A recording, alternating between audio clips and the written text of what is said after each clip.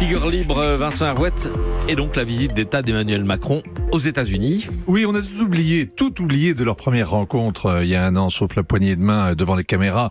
9 secondes comme un bras de fer entre collégiens et la surprise de Donald Trump, habitué à gagner ce concours de virilité incongrue et qui tombe donc sur un débutant qui lui tient tête, sourire en coin, basique mais efficace. Pour se comprendre, encore faut-il parler le même langage. Emmanuel Macron s'adapte parfaitement à ses interlocuteurs. Les deux hommes qui n'ont pas grand-chose en commun se sont trouvés ce jour-là. Depuis un an donc, ils affichent leur amitié et l'un comme l'autre adore s'afficher. Sur les deux rives, tout est donc prétexte à se mettre en scène, les tweets matinaux de l'américain, les discours très travaillés du français. Là-bas, l'agitateur en chef imposant son charivari. Et ici aussi, le pouvoir entre les mains d'un outsider tout à la fois désinhibé et qui secoue le cocotier. Cette semaine, c'est donc regarder comme ils s'aiment. Et le jour où ils ne s'aimeront plus, eh bien, sera regardé quand même. Donald Trump a trouvé son interlocuteur en Europe. Pauvre Theresa May, qui s'était précipitée à Washington et qui découvre que l'Atlantique est encore plus large que la Manche. Pauvre Angela Merkel, restée étanche au charme vulgaire du Donald et qui demeure inconsolable de Barack Obama.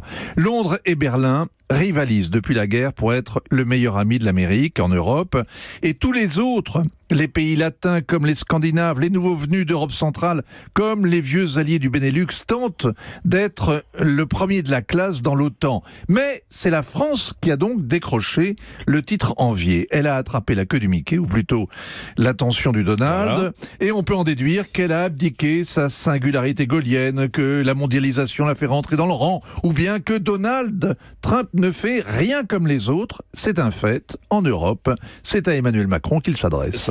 Il s'adresse à lui, mais ça ne veut pas dire qu'il l'écoute forcément. Ah oui, c'est la limite de cette amitié mutuellement profitable et très surjouée. Elle est gratuite, elle ne sert à rien. Donald Trump a déchiré l'accord de Paris, déménagé son ambassade à Jérusalem. Il remet en cause tous les traités et fera probablement, dans 3 semaines, des confettis avec l'accord nucléaire, péniblement conclu avec les Iraniens. Et tout ça aux grandes dames de son ami Emmanuel. Il ne lui demande pas son avis sur la Corée du Nord, ni sur l'immigration.